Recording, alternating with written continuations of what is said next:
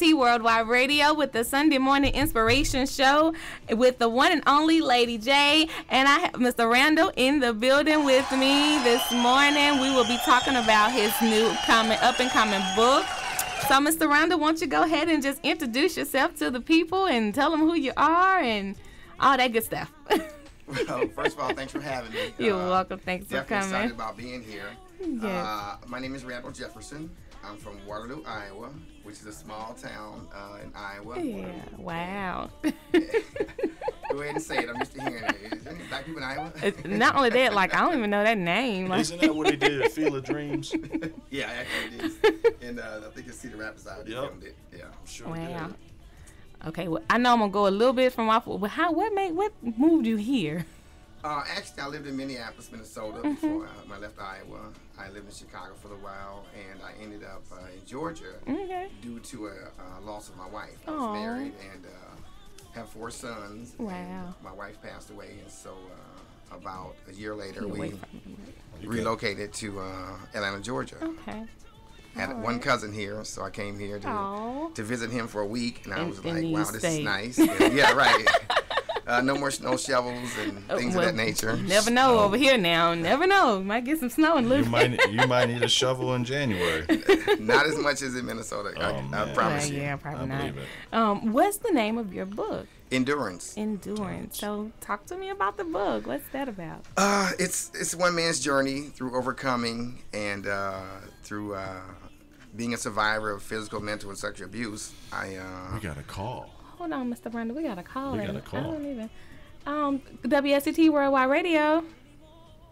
Hello, I'm sorry. I'm trying to locate you. I'm so sorry I can't find you. Yes, ma'am. We are located with 3688 Clearview Avenue, Suite 205. Okay, can I have the physical address again? I'm on Clearview. What's the physical? Can we call you off the air with the address? Yes, okay, yeah. All right. Okay, I'm so sorry. That's okay. Yeah. All right. That way we don't have like 80 people outside with demo tapes trying to get in the building tomorrow. Oh, okay. Yeah. All right, Mr. Randall. Sorry about that. So back to the book. Back to the book. No problem. Like I was saying, being a survivor of physical, mental, and sexual abuse, I wanted to be able to share my story, and in hopes that it would help someone with overcoming, healing, and forgiveness. Right. Mm-hmm. And it takes forgiveness for us to move forward. You know. Overcoming is a process, and I think that a lot of times we tend to linger in the victim mode versus being in the survivor mode. Mm-hmm. Right. And so this book was something that the Lord has spoke to me and said, you need to tell your story because so many people are dealing with some of the same issues. And as you know, when you're in a childhood state, if you don't resolve your issues in the childhood state, it'll go into an adult state. Exactly. So we end up with damaged people in adulthoods, and we go into relationships damaged. Right. And so that was the purpose of writing it. And it's been really a pleasure writing it. It's been such an eye-awakening for myself. Yeah. You know, I've grown so much since I started writing this book because I had no idea where God would take me with this. Right, exactly. And so I'm just excited about it, and we'll just see where God does next. So writing, when you began writing, was this like your first time sitting down writing, or was it something that you've always dreamed of doing, or it just kind of fell in your lap? But I didn't start out to be a writer. That's not what my intention was. But as God spoke to me during my healing process, He gave me the courage to tell my story because, some child or some adult may be living in shame. Right. And shame is what hinders us. Shame is what blocks us from moving forward. Yes. And I just got the pen one day and started writing, and I saw 1 page and 2 pages and 100 pages. And, and so it just kept going on. And so I was really putting my emotions and my feelings and my life on paper. Right. And that's something that requires you being vulnerable. Sometimes it requires you to be putting naked. Right. Open yourself up for judgment and things of that nature. But it's okay because I know in the end, God will get the glory. Right, exactly.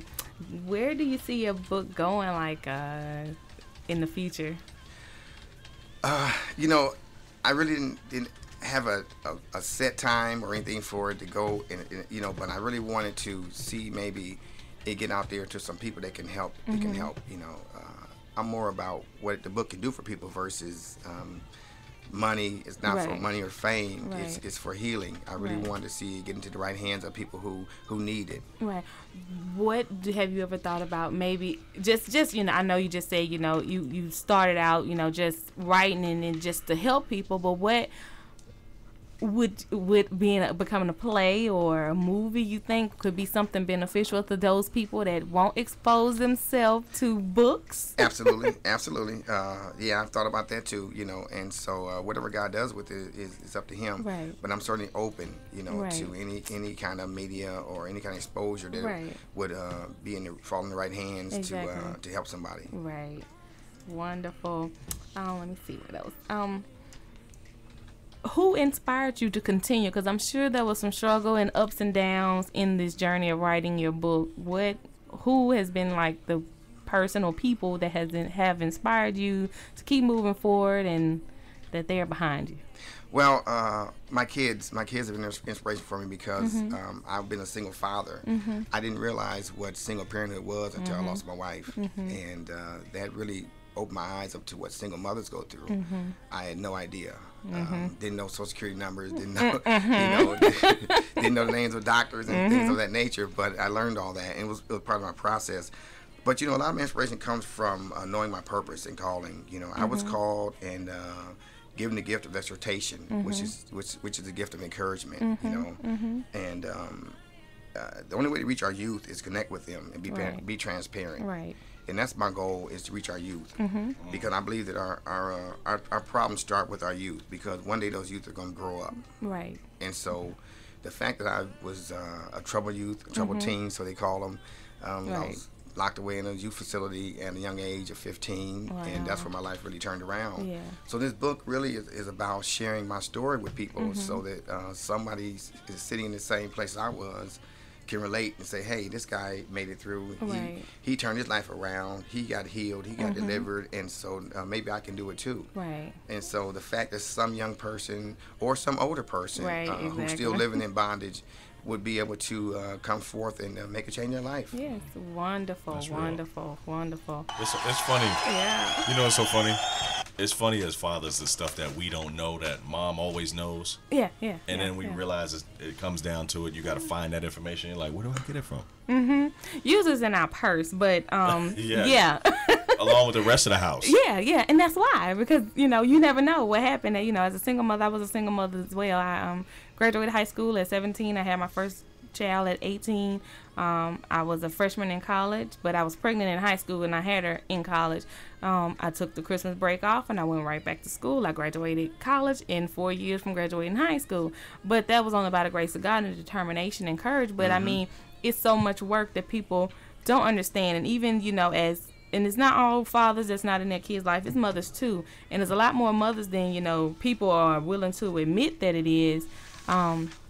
As far as not taking their kids because grandmama end up with them, or auntie, or or uncle and his wife, and you don't understand how much pressure you're putting on other people when you don't take your responsibility. So as a single father, I know we're talking about your book, but I'm sure this is in your book as far as that process of moving. Can we, as a male, because I can go on days about it, because I was a single mother for 4 years until I got married to my husband. And, and even so, he was a single man with no kids, so he had to learn the process of a father jumping into it off the top. My daughter was 3 when he came into our lives, and so, he was wonderful, wonderful guy that took on all of this responsibility, and I give so much respect and honor to him, Elder Terrence from Next Level Worship Center. I know you're listening. But as a father, tell me your point of view.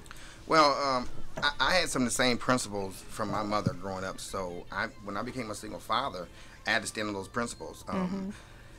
It was hard, It was hard and it was challenging. It was new for me. But truthfully, I just trusted God with my raising my kids, because had it not been for God, I wouldn't have made it. Exactly. But I remember times when I had to, there was no dating. There were times when I had to say, okay. If I did date somebody, there were rules. You couldn't stay at my house overnight. Exactly. And I have boys, I got to raise them in the way that I want them to raise, Right. you know, and I also made sure that right. how I treated a woman in their Exactly. presence, you know, and stuff, how I treat a woman, because they got to grow up knowing that a woman is a gift from God. Exactly. Right. And so you need to honor her and treat her with respect, you know. Exactly. So they never saw a woman get out of my bed. I never allowed that. I wasn't going to have that, you know. And so it cost me some relationships and so forth. But the bottom line was I was raising men, so I had to set the standard and the guidelines for work. You get up and go to work every day, you know, and you provide, you know, you I'm stand gonna up. give you an applause for that. Go to work.